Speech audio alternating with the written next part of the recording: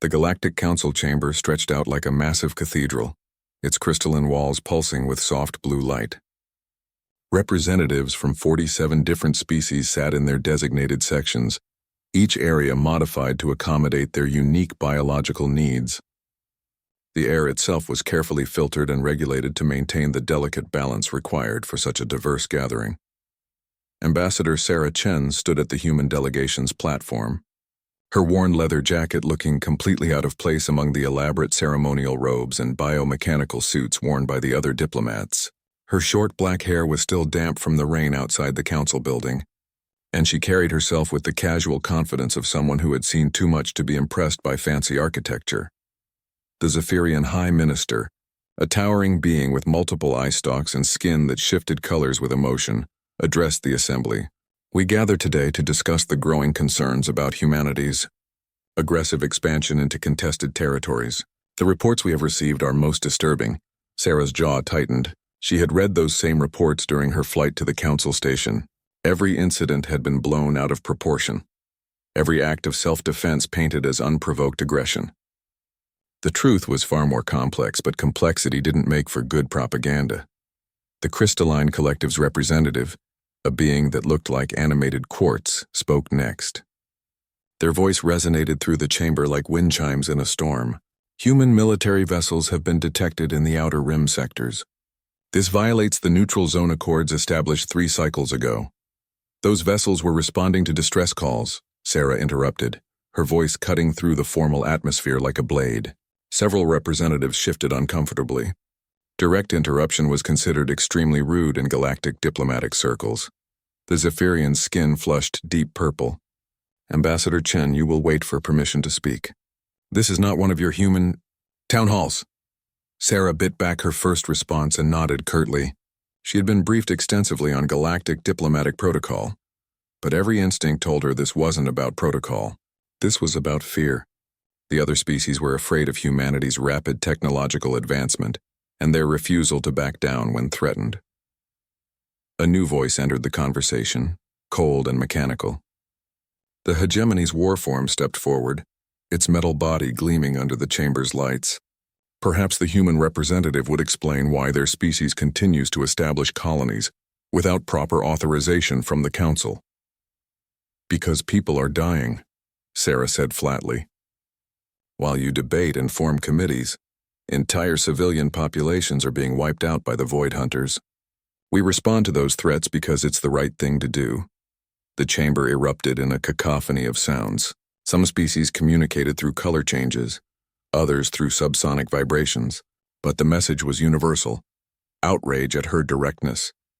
The Zephyrian High Minister raised all 4 of his arms for silence. Ambassador Chen, your species' tendency toward unilateral action is precisely what concerns us. The Void Hunters are a threat, yes, but military intervention requires council approval. How long does council approval take? Sarah asked, her voice deceptively calm.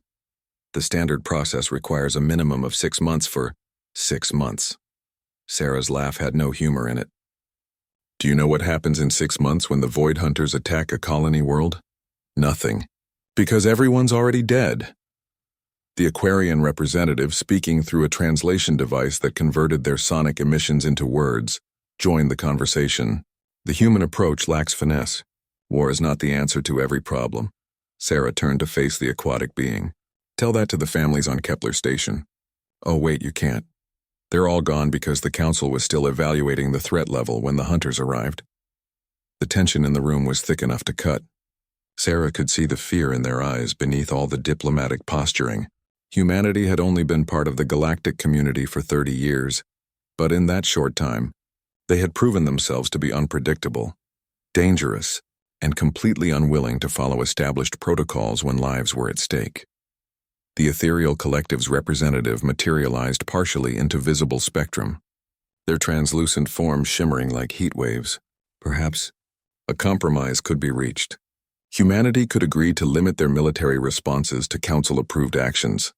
In exchange for what? Sarah asked. Continued membership in the galactic community, the Zephyrian said, his skin now a threatening shade of red. Your species walks a dangerous line, Ambassador. One wrong move could end all diplomatic relations. Consider carefully. The threat hung in the air like a challenge. Sarah looked around the chamber, taking in the faces of beings who had lived for centuries, who valued stability and order above all else. They saw humanity as a disruptive force, a species that acted first and asked permission later. They weren't wrong. Sarah reached into her jacket pocket and pulled out a small metal flask, unscrewing the cap with deliberate slowness. The gesture was completely alien to most of the species present, but the humans in the gallery understood immediately. Someone in the back whispered, "Oh, she didn't." "Hold my beer," Sarah said quietly, setting the flask down on the speaker's podium.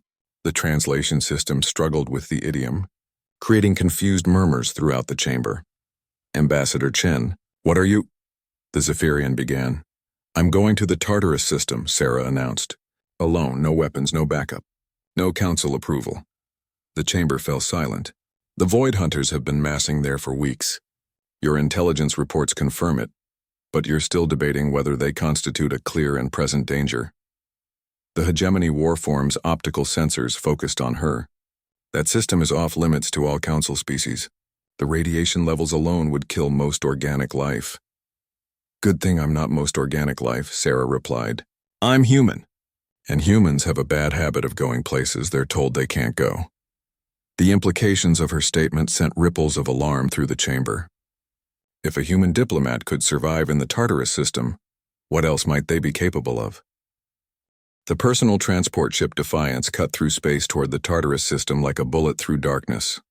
Sarah had requisitioned the vessel from the human diplomatic fleet, ignoring the protest of her staff and the increasingly frantic communications from the Galactic Council. The ship's AI, a sophisticated system named Aria, spoke in a pleasant female voice that couldn't quite hide its concern. "Ambassador, I'm detecting elevated radiation levels as we approach the system's edge. Current shielding will provide protection for approximately 47 hours. "That's 46 hours longer than I need," Sarah replied, checking her personal equipment one more time. The radiation suit was top-of-the-line human military gear, designed to operate in the harshest environments imaginable. "It would have to be enough." Her communicator crackled to life. "Sarah, what the hell do you think you're doing?" The voice belonged to General Marcus Webb, head of human military operations in this sector. "My job, Marcus. Someone needs to confirm what's really happening in Tartarus. The Council made it clear that any unauthorized entry into that system would be considered an act of war. You're risking everything we've built with the galactic community." Sarah adjusted her course, bringing the ship closer to the first planet in the system. Through the viewports, she could see the sickly green glow of radiation storms dancing across its surface. "Maybe what we've built isn't worth saving if it means watching innocent people die. The Void Hunters haven't attacked anyone in 3 months. Maybe they're not planning anything. Or maybe they're planning something big." Sarah switched to long-range sensors, scanning for any sign of Void Hunter activity. The creatures were difficult to detect under normal circumstances. Their bioships designed to blend with cosmic background radiation. In a system like Tartarus, they would be nearly invisible. The silence stretched for several minutes before Aria spoke again. "Ambassador, I'm detecting anomalous energy readings from the 4th planet. The signatures don't match any known natural phenomena." Sarah's blood ran cold. The 4th planet in the Tartarus system was listed as uninhabited, a barren rock with no strategic value. If something was happening there, it wasn't natural. "Put it on screen." The main display flickered to life, showing a magnified view of the planet's surface. At first glance, it looked like every other dead world in the outer rim, cratered, lifeless, forgotten. But as Sarah studied the image more carefully, she began to notice patterns in the surface features that didn't belong. "Aria, can you enhance the image? Focus on Sector 7. The AI complied, and the truth became horrifyingly clear. What Sarah had initially taken for natural crater formations were actually massive excavation sites. The Void Hunters weren't just hiding in the Tartarus system, they were building something. "My God," Sarah whispered. "Marcus, are you still there?" "I'm here." "What did you find?" "They're not massing for another raid. They're constructing some kind of facility. The scale of it..." Sarah zoomed in further, trying to estimate the size of the construction. "This isn't a staging area. This is a manufacturing center." The implications hit her like a physical blow. The Void Hunters had always been a nomadic species, striking fast and disappearing before anyone could mount an effective response. Their bioships were grown, not built, using organic technology that was barely understood by galactic scientists. But if they had established a permanent base of operations, they're making themselves into an invasion force, Sarah said aloud. A real one. Not just raiders anymore. Her communicator erupted with overlapping voices as news of her discovery spread through the human command network. Emergency protocols were activated. Fleets were placed on high alert, and somewhere in the background, she could hear someone trying to contact the Galactic Council. Ambassador, I'm detecting movement on the planet's surface, Arya announced. Multiple large biosignatures converging on your position. Sarah looked at her tactical display. Dozens of red dots were moving across the planet's surface, all heading toward the area directly below her ship. The Void Hunters had detected her presence. Time to go, she muttered, but before she could change course, something massive erupted from the planet's surface. It looked like a cross between a tree and a missile, its organic hull pulsing with bioluminescent patterns. More followed until the space around Sarah's ship was filled with Void Hunter interceptors. Incoming transmission, Arya reported. Source unknown, but the signal is being broadcast on human emergency frequencies. Put it through. The voice that came through the speakers was unlike anything Sarah had ever heard.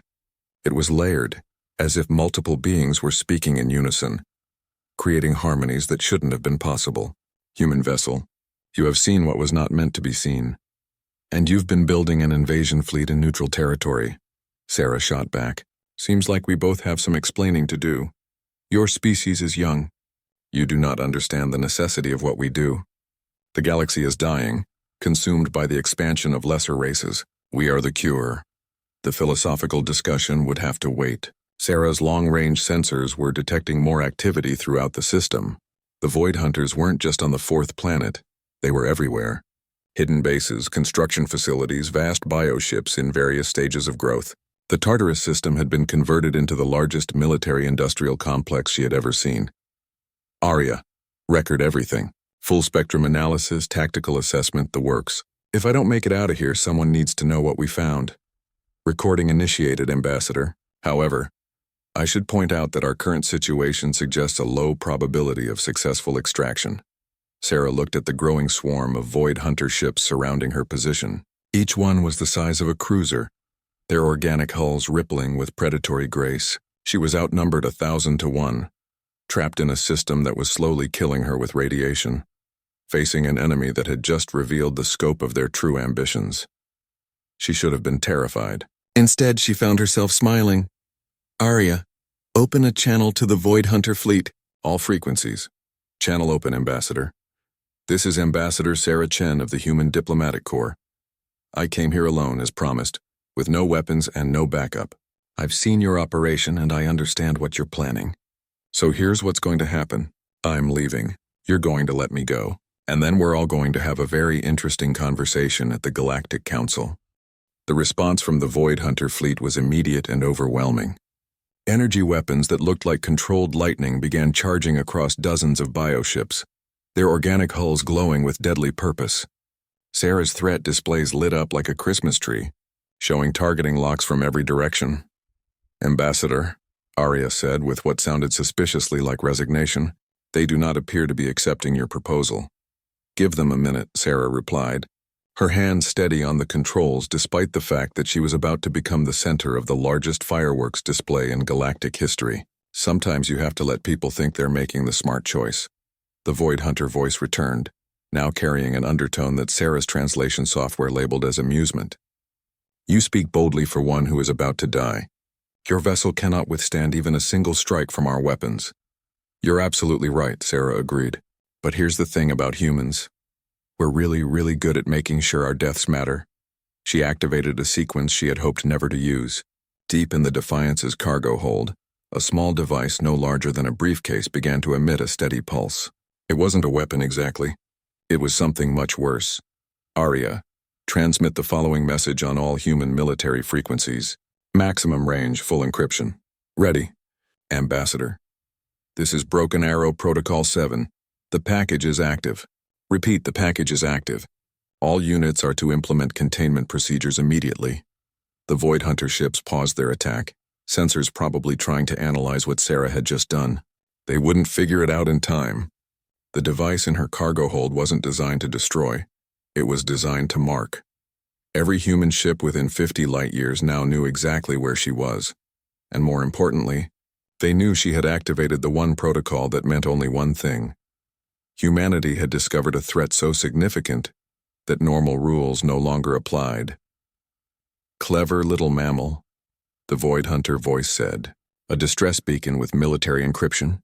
Your species will arrive to find only debris and radiation." "Will they?" Sarah asked. "Arya, how long until the cavalry arrives?" "Based on current fleet positions and maximum burn speeds, approximately 14 hours. 14 hours, Sarah repeated for the benefit of her captors. "That's plenty of time for me to finish my inspection of your facilities." The bioships around her pulsed with agitation. Bioluminescent patterns raced across their hulls like angry thoughts made visible. Sarah was betting everything on one simple fact. The Void Hunters were as curious about humanity as every other species in the galaxy. They wanted to understand what made humans so dangerous. "You cannot survive 14 hours in this radiation field," the voice protested. "Watch me." Sarah killed her main engines and activated the ship's extended life support systems.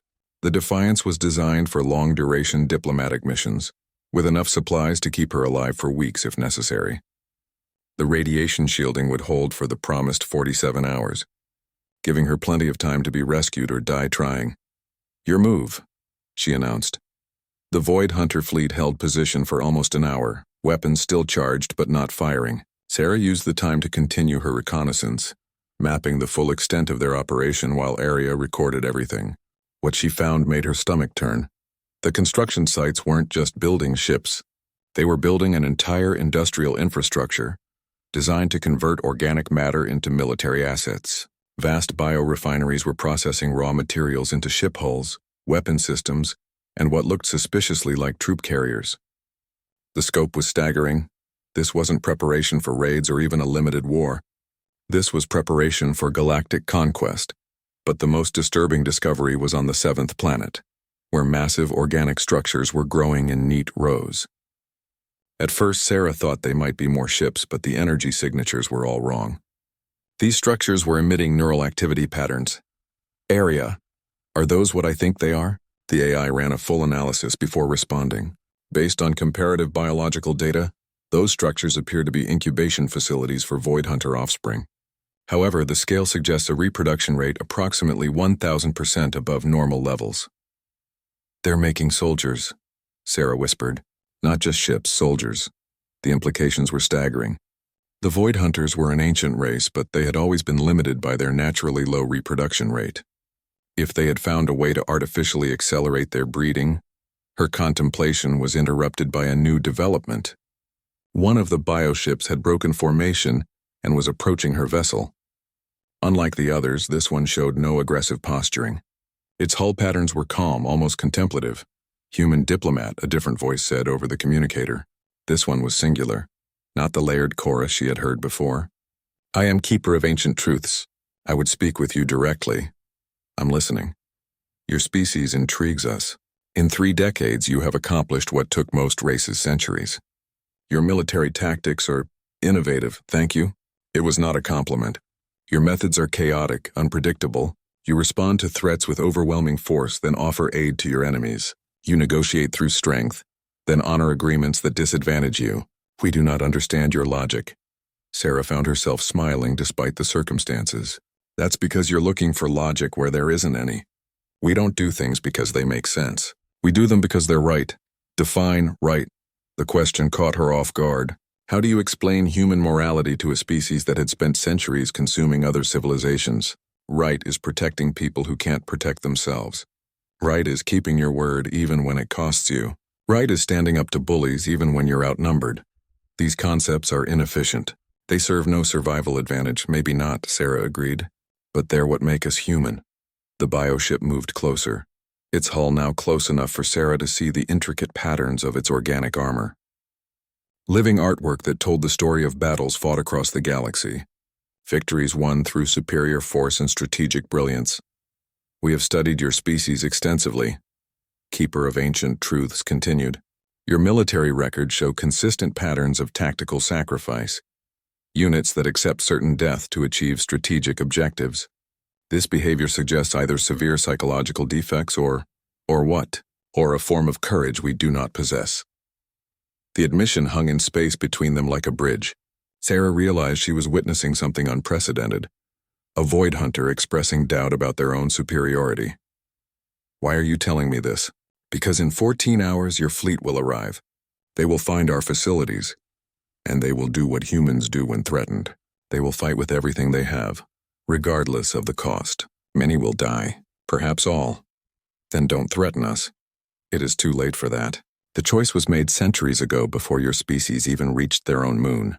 The galaxy's resources are finite. Only the strong will survive the coming scarcity. Sarah looked out at the vast construction operation, the billions of tons of military hardware being prepared for war. There has to be another way, perhaps. But first you must survive the next 14 hours. The next few hours passed in an increasingly tense standoff. Sarah continued her survey of the Void Hunter facilities while the bioships maintained their positions around her. Arya kept a running countdown to the arrival of human forces, each passing minute bringing them closer to what would inevitably become a shooting war. But something strange was happening among the Void Hunter fleet.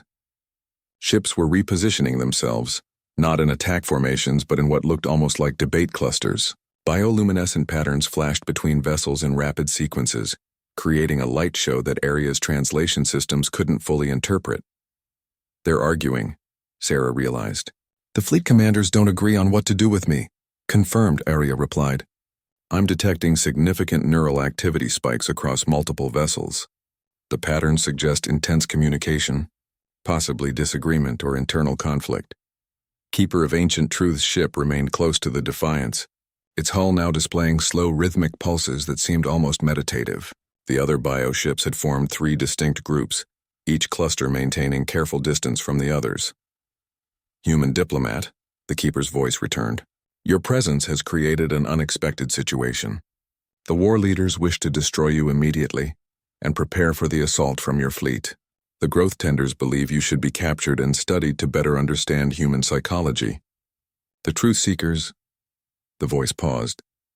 The truth seekers believe you may offer an alternative to inevitable conflict. What do you believe? I believe your species represents something we have never encountered before.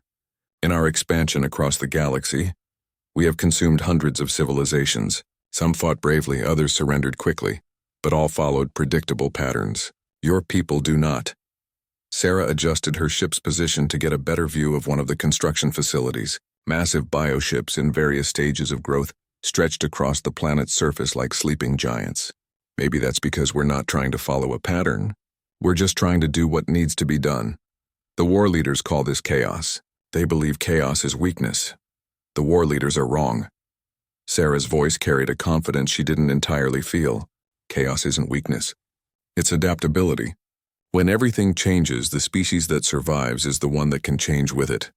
A new voice joined the conversation, harsh and aggressive. Human fool. Your words are meaningless philosophy. We have studied your military responses. You are predictable in your unpredictability. You always choose the path of maximum sacrifice for minimum strategic gain. War leader of the endless hunt speaks truth, another voice added, this one cold and analytical. Human tactical decisions consistently prioritize emotional satisfaction over logical outcomes. This makes them dangerous but ultimately self-limiting. Sarah found herself facing something she hadn't expected, a 3-way debate about human nature between alien species that had spent more time studying humanity than most humans spent studying themselves. Arya, she said quietly, are you recording all of this? Every word, Ambassador.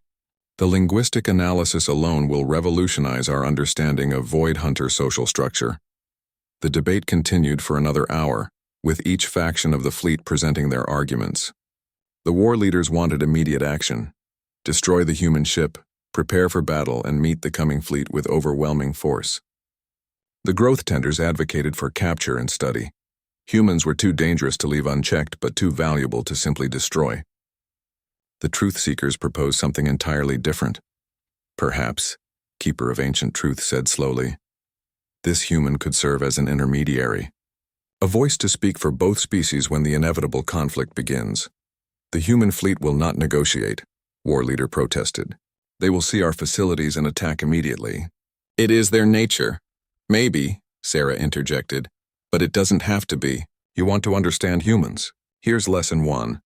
We're only as predictable as the information we're given. Right now, my people know I'm in trouble in a restricted system. They're coming to rescue me. When they get here and see your operation, they're going to assume the worst. Because the worst is true, war leader snarled. We are preparing for conquest. Your species will be consumed like all the others, will you? Sarah asked. Because from where I'm sitting, it looks like you're preparing for a war you don't actually want to fight. The silence that followed was profound. Even the bioluminescent patterns on the ship seemed to dim, as if her words had struck something fundamental in their psychology. Finally, the truth seeker spoke. Explain. Look at your construction timeline. Ari has been analyzing your facilities for the past 8 hours. Based on the rate of production and the size of your operation, you could have launched your invasion 5 years ago, but you didn't. You've been building and building and building, but never actually attacking. We were ensuring adequate preparation. You were stalling, Sarah interrupted, because somewhere in your collective consciousness, you know that what you're planning is wrong. Not tactically wrong, morally wrong. You're trying to convince yourselves that genocide is necessary, but you can't quite make the argument stick. The war leader's ship pulsed with angry red patterns. We do what we must to survive. The galaxy's resources are finite. The galaxy is infinite, Sarah shot back. There are billions of star systems out there, most of them empty. You want resources? Go find them. You want living space? There's more than enough for everyone. You want to survive? Stop making enemies of everyone you meet. Your naivety is astounding, Growth Tender observed. Competition for resources is the fundamental law of existence. Cooperation is an evolutionary dead end. Really? Because the human economy is built on cooperation. We trade with species we've never met, share technology with former enemies, and somehow manage to get stronger rather than weaker. Maybe your fundamental law needs updating. The debate might have continued indefinitely, but Arya's voice cut through the philosophical discussion. Ambassador, I'm detecting multiple hyperspace signatures approaching the system. The human fleet has arrived early. Sarah's heart sank. Early arrival meant the fleet had pushed their engines beyond safe limits, which meant they expected to find a combat situation. Her people were coming ready for war. How many ships? She asked. Initial count shows 47 vessels, including at least 6 heavy cruisers. Fleet composition suggests this is Admiral Harrison's task force. Sarah closed her eyes. Admiral Harrison was one of the most aggressive commanders in the human fleet, famous for his shoot first, ask questions later approach to threat response. If he saw the Void Hunter facilities, there would be no time for negotiation. Well, she said to her alien captors, looks like we're about to find out whether humans really are as predictable as you think. The Void Hunter fleet began moving immediately, some ships heading for defensive positions around the construction sites, while others formed attack formations. Sarah watched the ancient dance of preparation for war begin around her, knowing that in minutes, 2 species would be shooting at each other based on fear and misunderstanding, unless she could find a way to stop it. Keeper of ancient truths, she said urgently, I need you to do something that's going to seem completely insane. Speak. I need you to surrender. The silence that followed Sarah's suggestion was absolute. Even the background hum of the Void Hunter bioship seemed to pause, as if the entire fleet was processing what the human had just proposed. You ask us to surrender, war leader of the Endless Hunt said finally, the disbelief evident even through the translation system, to beings we have never surrendered to a species that has existed for mere moments in galactic time. I'm not asking you to surrender to humans, Sarah clarified, watching her tactical display as the human fleet dropped out of hyperspace at the system's edge. I'm asking you to surrender the idea that this has to end in war. Admiral Harrison's voice crackled through the communication system before any of the Void Hunters could respond. Ambassador Chen, this is Admiral Harrison aboard the UHS Retribution. What's your status? Sarah took a deep breath. The next few minutes would determine whether 2 species went to war or found a way forward together. Admiral, I'm alive and unharmed. However, we have a significantly complex situation here that requires immediate diplomatic intervention. Noted. We're reading massive Void Hunter constructions throughout the system. Are you being held hostage? Not exactly. Admiral, I need you to hold your position and prepare for a first contact scenario unlike anything we've previously encountered. There was a pause before Harrison responded, and when he did, his voice carried the edge of a man who had seen too many battles. Ambassador, we have visual confirmation of the largest military buildup in recorded galactic history. Whatever they've told you, this is clearly preparation for an invasion. Admiral, they've been building for decades. If they wanted to invade, they would have done it already. Something else is happening here. Sarah turned her attention back to the Void Hunter fleet. The war leaders were repositioning their ships into attack formations, while the growth tenders seemed to be retreating toward the construction sites. Only Keeper of Ancient Truths remained close to her position. Human diplomat, the Keeper said. Your admiral speaks of holding position, but his ships are advancing. Their weapons are charging. Sarah checked her long-range sensors. The Keeper was right. Despite Harrison's words, the human fleet was moving deeper into the system in standard battle formation. In 10 minutes, they would be close enough for effective weapons range. Admiral, I need you to actually hold position. The situation is extremely delicate. Ambassador, with respect, you're one person surrounded by a hostile fleet. I'm not leaving you in enemy hands while they finish preparing for war. The cultural disconnect was staggering. Harrison saw the Void Hunter facilities as preparation for immediate attack, while the truth seekers among the fleet saw them as preparation for a war they didn't want to fight. The war leaders saw the human approach as confirmation of humanity's aggressive nature, while Harrison saw their defensive positioning as proof of hostile intent. Keeper of Ancient Truths, Sarah said urgently, I need to speak with all three factions simultaneously. Can you establish a multi-party communication link? It can be done. But war leader will not listen to words of surrender. Growth tender will not risk exposure of our strategic capabilities, and your admiral will not trust any communication from us. Then we need to give them something they will trust. Sarah made a decision that violated every diplomatic protocol she had ever learned. Area: transfer full sensor logs of the Void Hunter facilities to Admiral Harrison's flagship. Everything we've recorded. Ambassador, that intelligence could be used to target their installations. That's the point. If we're going to build trust, someone has to take the first risk. She opened a channel to the human fleet. Admiral Harrison, you're receiving a complete tactical analysis of Void Hunter capabilities in the system. I'm transmitting it because I want you to understand what we're really dealing with. The response came back within minutes, and Harrison's voice carried a new tone, concern mixed with professional appreciation for the intelligence. Ambassador, this is comprehensive. How did you gather this level of detail? The Void Hunters let me. They've been studying us for 30 years, Admiral. Now it's time we studied each other.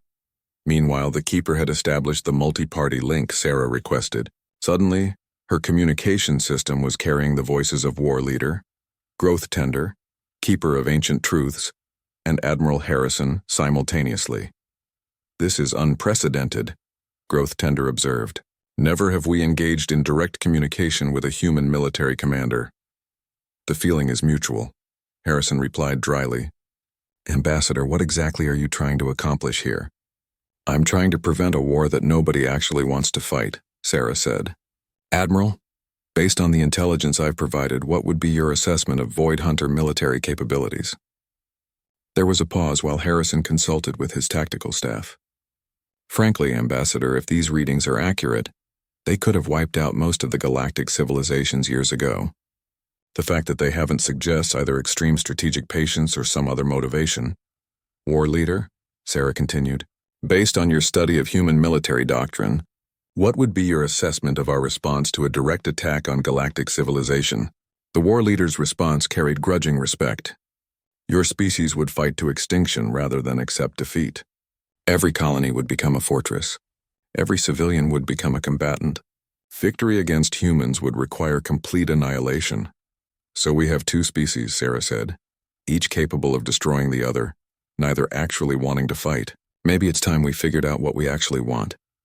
Growth Tender spoke first. We want survival, resources, space for our people to grow.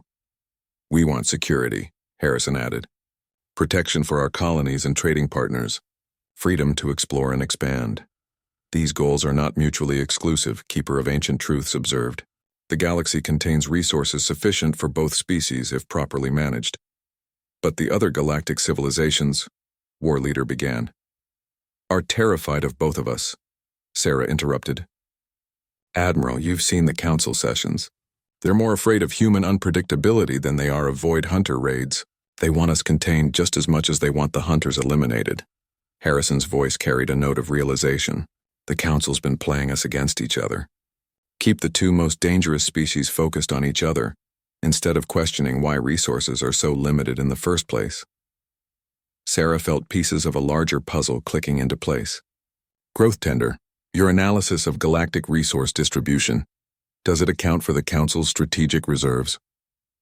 There was a long pause before the response came. We have detected anomalous resource concentrations in systems controlled by the older Council species, quantities that exceed their stated needs by significant margins. They're hoarding, Harrison said flatly. While limiting expansion rights for newer species, the Council members have been stockpiling resources for themselves. The implications were staggering. The supposed scarcity that drove Void Hunter expansion wasn't natural. It was artificially created by the very galactic government that claimed to maintain peace and stability. This changes everything, War Leader admitted. If the scarcity is artificial, then the war is unnecessary, Sarah finished. But only if we can prove it and only if we work together. The communication channel fell silent as each party processed the revelation. Sarah could see the human fleet had stopped its advance, holding position while Admiral Harrison absorbed the tactical intelligence she had provided. The Void Hunter ships were also motionless, their bioluminescent patterns shifting between the agitated reds of preparation for battle and the cooler blues of contemplation. Admiral, Sarah said finally, I need to ask you to do something that's going to sound insane. After today's revelations, Ambassador, I'm prepared for insane. I need you to invite a Void Hunter delegation aboard your flagship for direct negotiations. The silence stretched for nearly a full minute before Harrison responded. Ambassador, you're asking me to allow the most feared predator species in the galaxy onto my ship. I'm asking you to treat them like potential allies instead of inevitable enemies. They've been preparing for war against us for decades, and we've been preparing for war against them. The question is whether we're smart enough to find a better solution. Keeper of Ancient Truths spoke into the silence. Admiral Harrison, I will come aboard your vessel personally, alone, unarmed, as a gesture of trust. That's suicide, War Leader protested. Humans are known for their treachery. Humans are known for their unpredictability, the Keeper corrected. But Ambassador Chen has been alone among our fleet for over 15 hours. She remains unharmed. Perhaps it is time we extended the same courtesy. Sarah held her breath as she waited for Harrison's response. She could imagine the debate taking place on the human flagship, senior officers arguing over the wisdom of allowing a Void Hunter onto their ship. The security risks were enormous, but so was the potential for breakthrough. Very well, Harrison said finally. Keeper of Ancient Truths, you are invited aboard the UHS Retribution for direct negotiations. Ambassador Chen will serve as mediator, but I'm warning you. Any sign of hostility, any threat to my crew, and this conversation ends. Understood. I will transfer to a single-occupant biopod. No weapons, no defensive systems. Your sensors will be able to verify this. As Sarah watched, one of the massive Void Hunter bioships began to change shape. Its hull rippled and flowed like liquid, extruding a smaller vessel that looked more like a living seed than a spacecraft. The biopod separated from its parent ship and began moving slowly toward the human fleet. Admiral, Sarah said, permission to dock with your ship as well? I think this conversation needs a human diplomat present. Granted, Ambassador.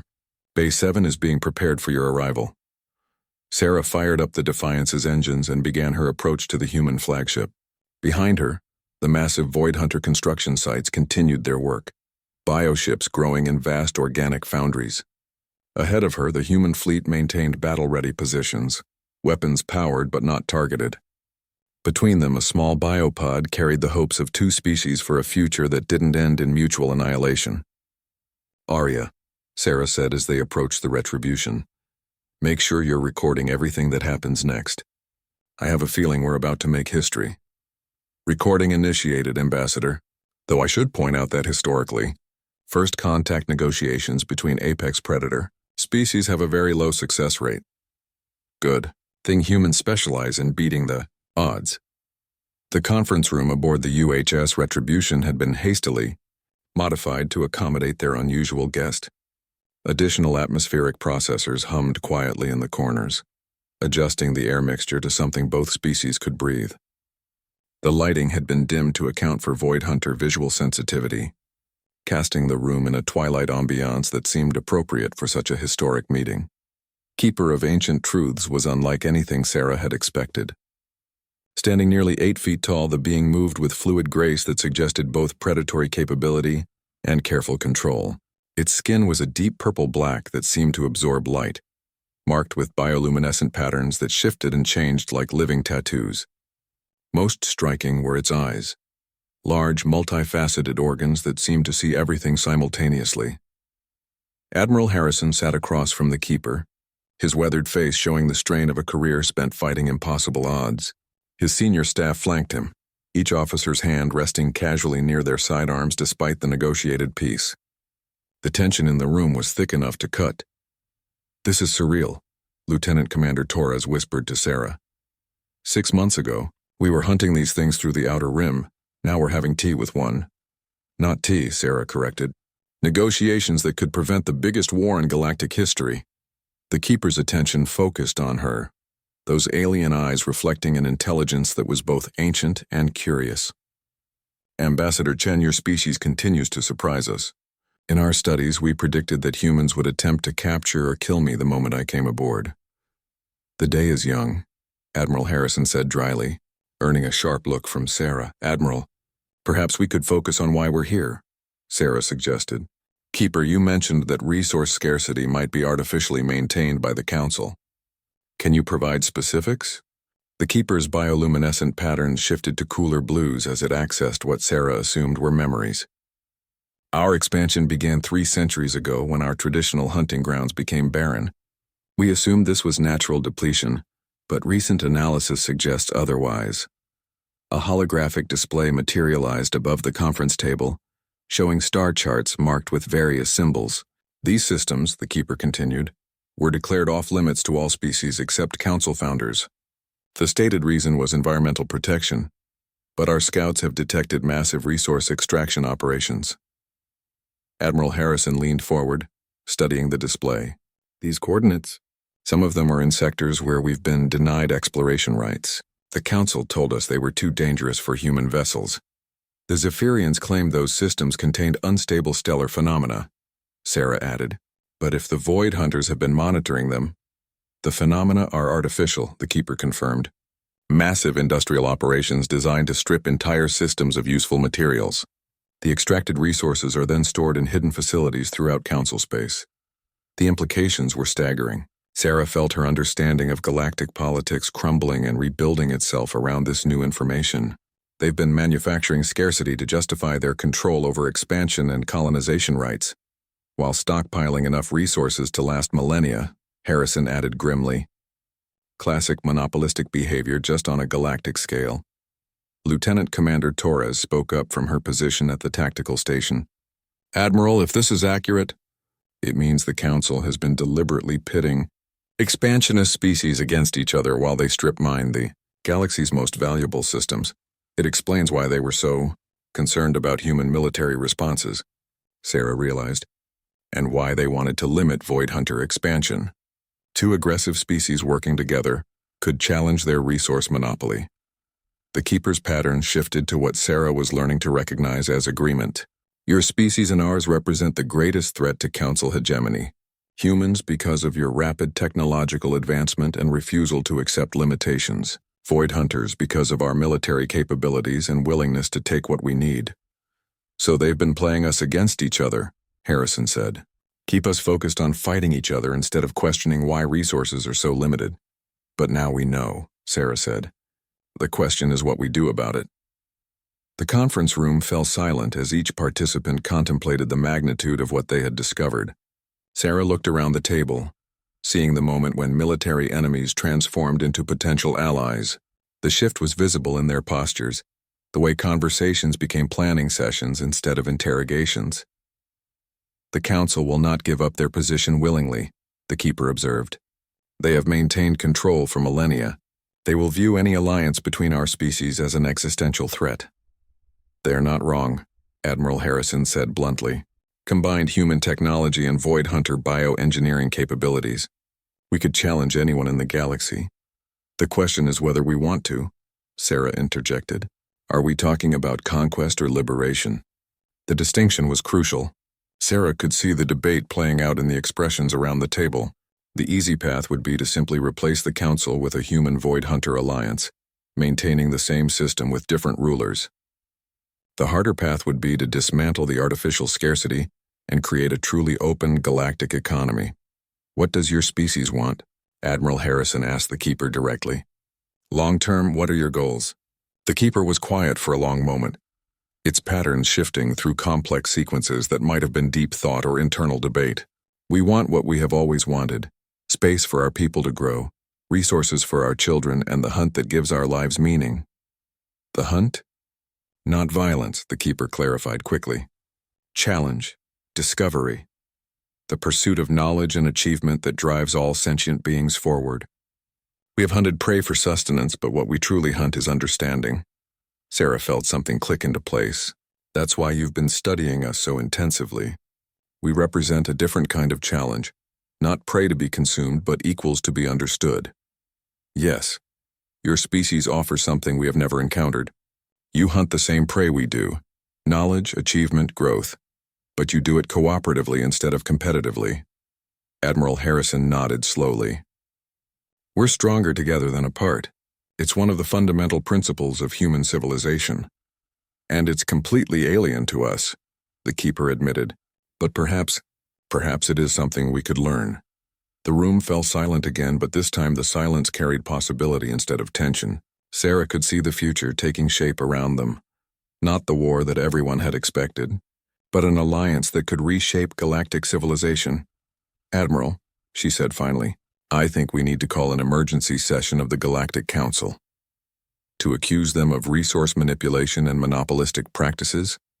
To offer them a choice, Sarah corrected. They can either join us in creating an open galactic economy, or they can try to maintain their monopoly while facing a combined human Void Hunter alliance. Harrison's smile was not entirely pleasant. I like the way you think, Ambassador. Keeper, would your people support such an alliance? The Keeper's patterns shifted to brilliant gold, what Sarah was beginning to recognize as the Void Hunter equivalent of excitement. War leader of the Endless Hunt will be displeased, but truth seekers and growth tenders will see the wisdom in cooperation over conquest. Then let's make history, Sarah said. Again. 6 months later, Sarah stood once again in the Galactic Council chamber, but everything had changed. The crystalline walls still pulsed with soft light, but the careful segregation of species had been replaced by mixed delegations working together on common problems.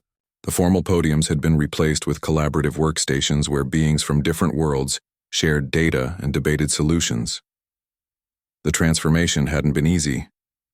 The initial emergency session had nearly ended in violence when the Human Void Hunter Alliance presented evidence of Council resource manipulation. 3 species had withdrawn from the galactic community entirely, rather than accept the new economic framework.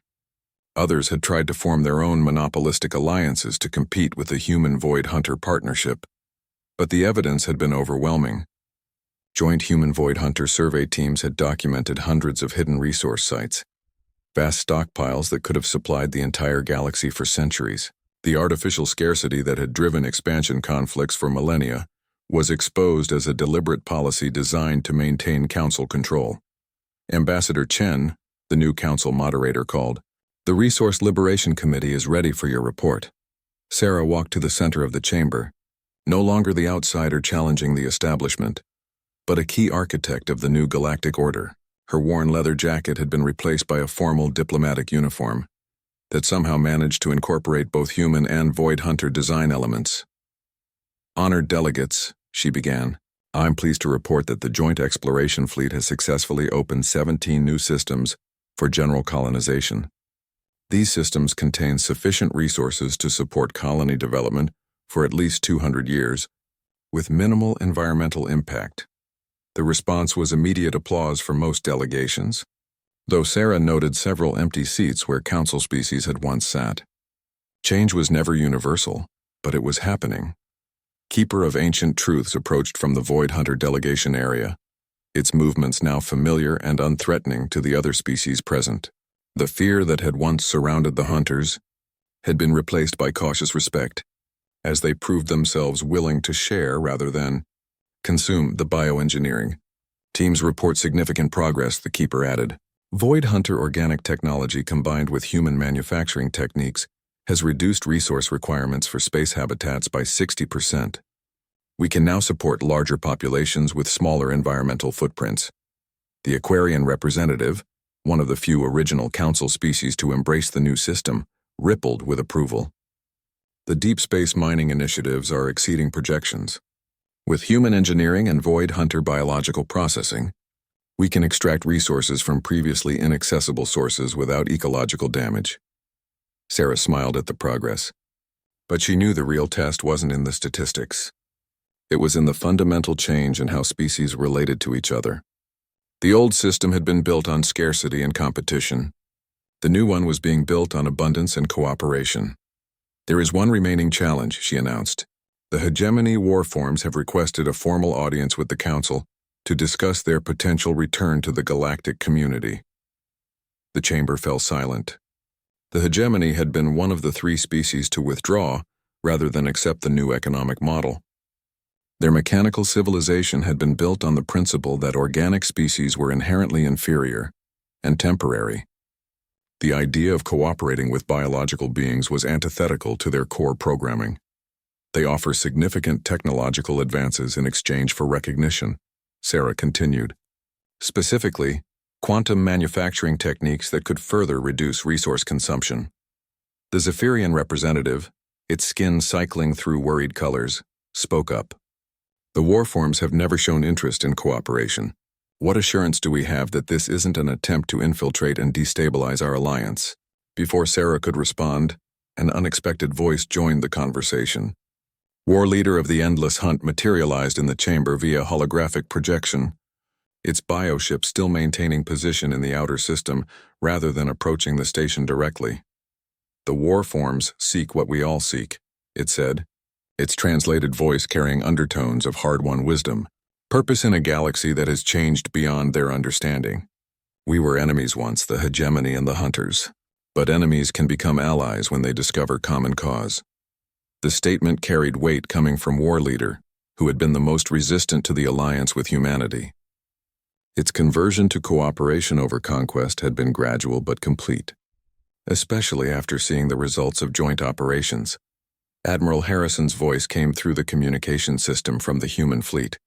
I recommend we hear their proposal. Worst case, we waste a few hours listening. Best case, we gain another ally and access to technology that could benefit everyone. The debate continued for several hours, but the outcome was never really in doubt. The new galactic community was built on principles of inclusion and opportunity. Excluding the hegemony would violate those principles. Regardless of past conflicts, as the session wound down, Sarah found herself standing beside Keeper of Ancient Truths on the observation deck, looking out at the mixed fleet of human and Void Hunter ships maintaining station around the Council facility. Do you ever regret it? She asked. Giving up the old ways, the simplicity of taking what you needed instead of negotiating for it. The Keeper's pattern shifted to contemplative blues. I regret the time we wasted in preparation for unnecessary war. But I do not regret choosing cooperation over conquest. Your species taught us something we had never considered. That strength shared is strength multiplied. We learned things too, Sarah admitted. Your people's patience, your long-term thinking, your ability to see patterns across centuries instead of years. Humanity tends to rush into things without considering all the consequences. Perhaps that is why we work well together. Your urgency balances our caution. Our perspective balances your immediacy. Sarah nodded, watching as a joint human Void Hunter construction team worked on expanding the space station's docking facilities. Engineers from both species moved with practiced coordination. Their different approaches to problem-solving, creating solutions neither could have achieved alone. Her communicator chimed with an incoming message from Earth. Ambassador Chen, this is President Martinez. The Global Assembly has approved the Deep Space Exploration Initiative. You're authorized to begin planning for expansion beyond the local galactic arm. Sarah smiled. 6 months ago, humanity had been on the verge of war with the most dangerous predator species in known space. Now they were planning joint expeditions to explore galaxies beyond their own. Keeper, she said, how do you feel about a road trip? I hear the Andromeda Galaxy has some interesting sights. The Keeper's patterns shifted to brilliant gold. Pure excitement. War Leader will insist on providing escort vessels. Growth Tender will want to establish research stations. And Truth Seekers? The patterns rippled with what Sarah had learned was Void Hunter laughter. Truth Seekers will want to document everything for future generations. Sounds perfect, Sarah replied. After all, the universe is a big place. Someone needs to make sure we don't run out of things to discover. As they stood watching the mixed fleet prepare for humanity's next great adventure, Sarah reflected on the simple truth that had started it all. Sometimes the most important diplomatic tool wasn't a treaty or a negotiation, or a carefully crafted agreement. Sometimes it was just the willingness to walk into the unknown, hold your ground, and trust that even the most dangerous situations could be resolved if people were willing to listen to each other. Even if you had to say, "Hold my beer," to get their attention first. The galaxy was vast, full of wonders and challenges and opportunities for species brave enough to face them together. And Sarah Chen, former diplomat turned architect of interspecies cooperation, couldn't wait to see what they would discover next. After all, the best adventures always started with someone doing something everyone said was impossible.